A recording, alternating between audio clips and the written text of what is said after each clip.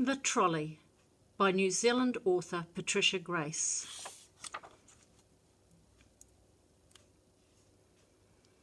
A week before Christmas, Tanya looked in her bank book and said to herself, "I won't be able to buy my kids any Christmas presents this year because I can't afford it."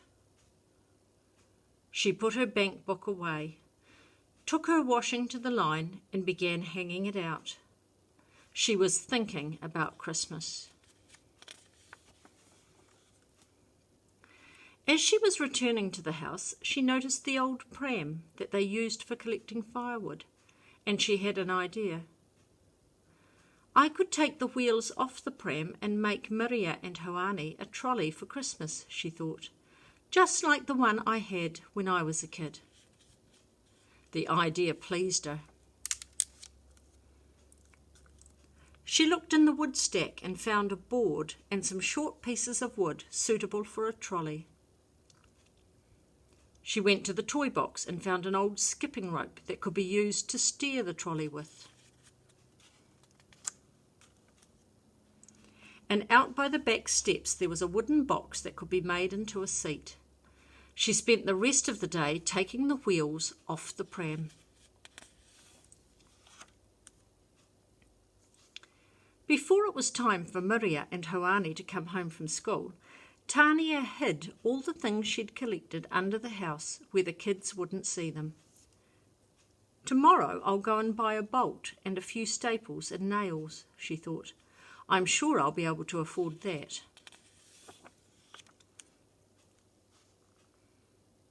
So the next day she went to the shop and bought the things she needed and put them away.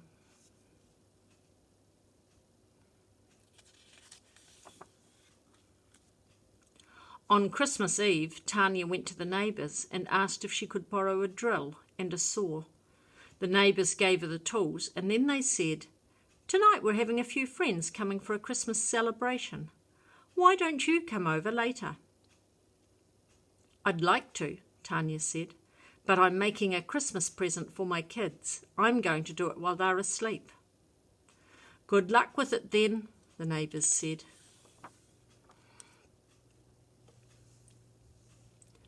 That night, Tanya had trouble getting Miria and Hoani to bed. They wanted to stay up late and watch television. "Everyone else stays up late," Miria said, "especially when it's holiday time." "How come we never get to stay up?" Hoani asked. Tanya had to switch the television off before they would go to bed. They went off to bed mumbling and dissatisfied, and it was a long time before they went to sleep. Once they were asleep, Tanya took all the things she'd saved out to the wash house and began to make the trolley.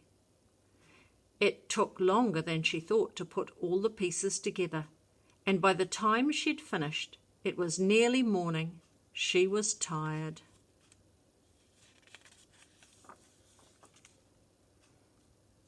"Other kids will get new bikes and skateboards for Christmas," she thought. "Miria and Hoani might not like having a trolley for a Christmas present. They mightn't like having a mother who makes them a trolley.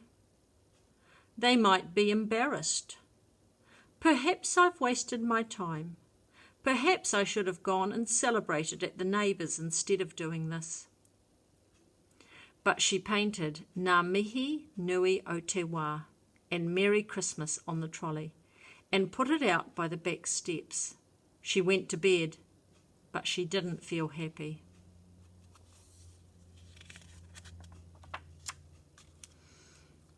In the morning, she told Miria and Hoani that there was a present for them out by the steps, and they went out to see what it was. When they saw the trolley, they didn't say anything. They just got on it and went riding down the path and out the gate. "Come back here," Tanya called. "You can't go out there in your pyjamas." They took no notice.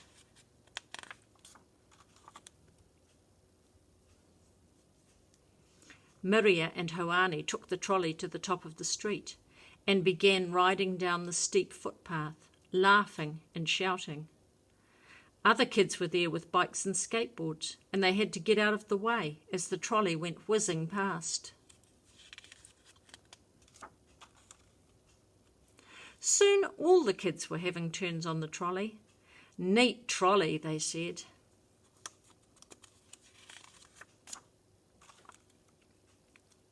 Tania watched from the top of the footpath. "It looks a bit dangerous," she thought, "but at least they're having fun." Just then, Maria and Hoani came up the footpath pulling the trolley. "Have a turn, Mum," they said.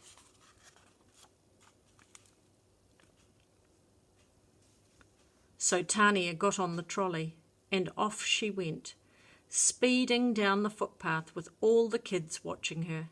"Neat trolley you've got," the kids called to Maria and Hoani. "Neat mother you've got too,"